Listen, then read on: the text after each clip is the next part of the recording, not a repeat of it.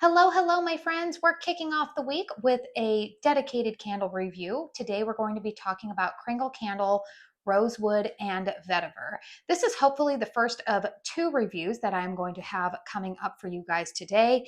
And before we get into the meat of this review, I do want to disclose that this candle was sent to me in PR by Kringle Candle. Always a huge thank you to them for sending these over to me. As always, I will share with you my honest thoughts about the candle's fragrance as well as its performance.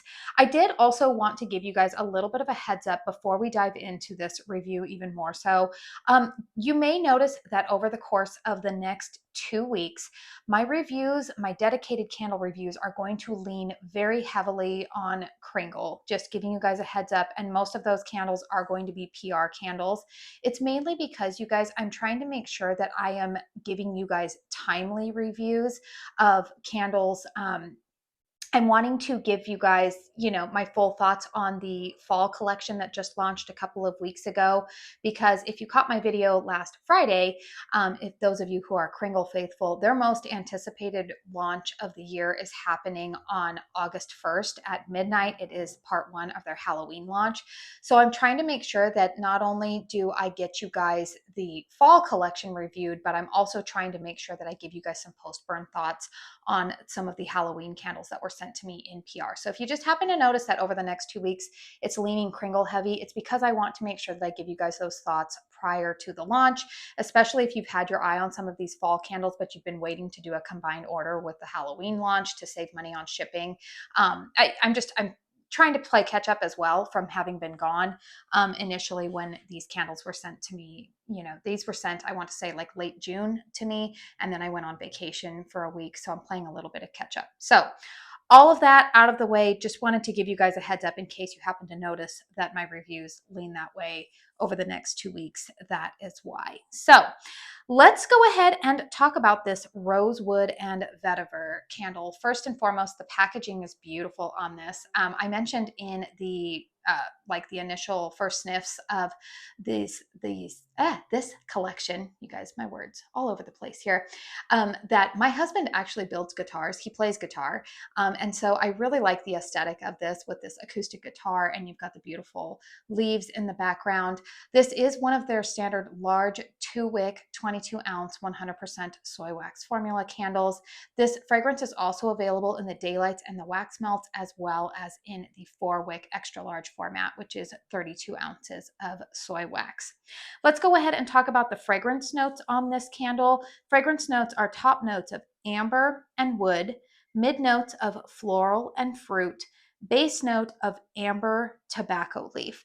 I honestly forgot to look at the pour date of this candle, but I will have it written in the description box down below if you want to have an accurate pour date. I'll try to remember to do that on my other candles before diving into these reviews. Okay, you guys, let's talk about this candle. I'm going to be really honest with you guys. This was one of my, I would say, not as favorite candles, one of my least favorite candles, if I can be honest with you guys.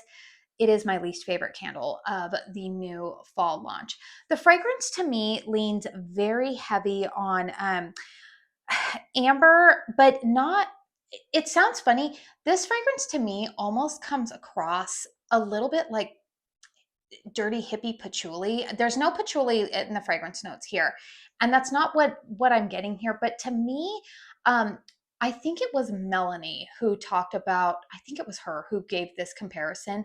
This fragrance to me is very much reminiscent of when you go to like an arts and crafts fair, and if you walk into a tent of anybody who is a woodworker, they always have like kind of this like hippie vibe going on with their wood. And that's kind of what I'm smelling here. Now, I will say the tobacco leaf note is present. It comes out more that you burn it. And I actually like tobacco fragrances, but there's something about this one. I don't know what the mid notes are of floral and fruit. And we don't even know really what the wood note is that's listed here. To me, it's coming across a little bit like cedar wood.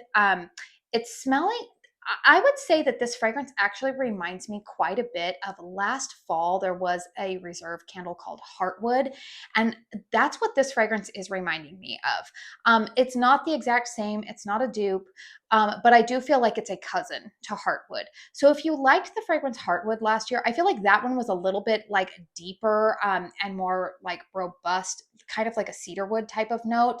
And I feel like if I'm recalling correctly, that one had a little bit more like a patchouli vibe to it. I just remember that one reminded me kind of like the inside of my grandma's cedar chest. This one doesn't have as much of that going on. I definitely pick up more tobacco leaf in this candle as well, but this is definitely in that vibe of like earthy, woody fragrances. It doesn't really lean cologne-y to me, although that amber in here, I guess to some people, this would come across as perfumey. But for me, you guys, this one just is not really in my wheelhouse. I've burned it a good amount of time here.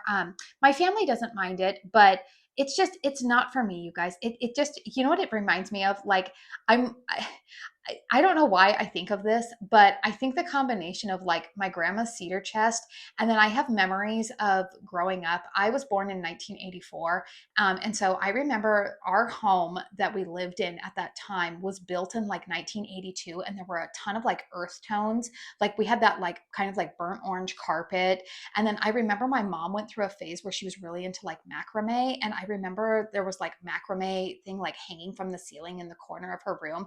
And I don't know why when I smell this candle, that's like what I think of. I don't know why. I'm thinking of that in our home. So I don't know, you guys. This fragrance is just really not for me. Now, again, if you liked Heartwood, I think that you're going to like this fragrance.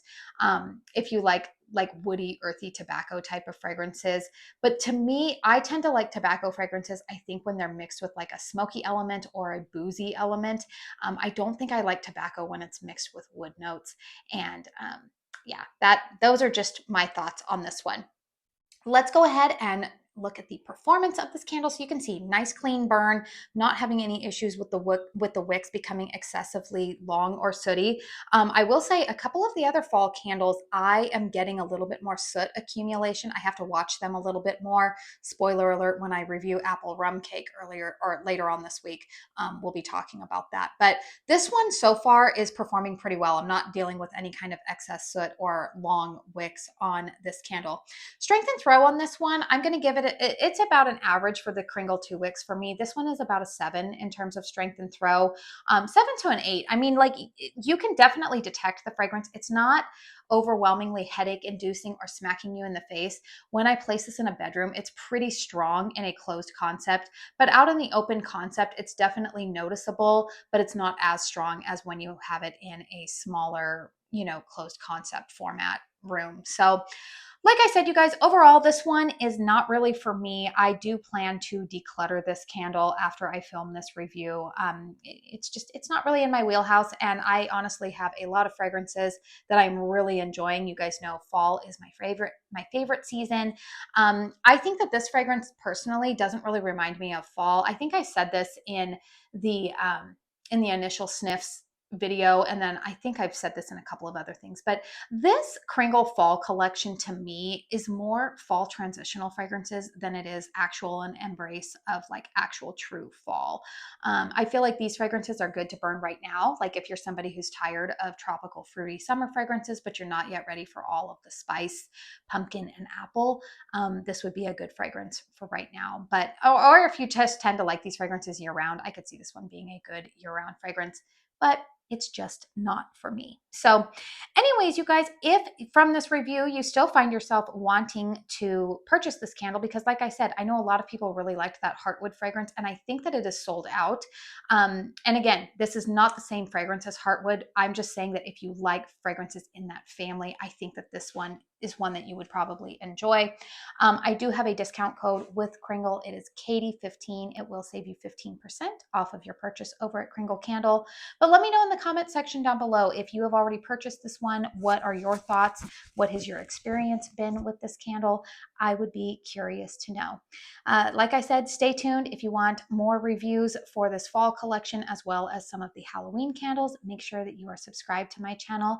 Please hit thumbs up if you found this review helpful. Like I said, I should be having another review coming up for you guys later on today. So I do want to say thank you so very, very much for spending your time here with me today. And until my next one, I hope you all go out and have a very blessed day. Bye.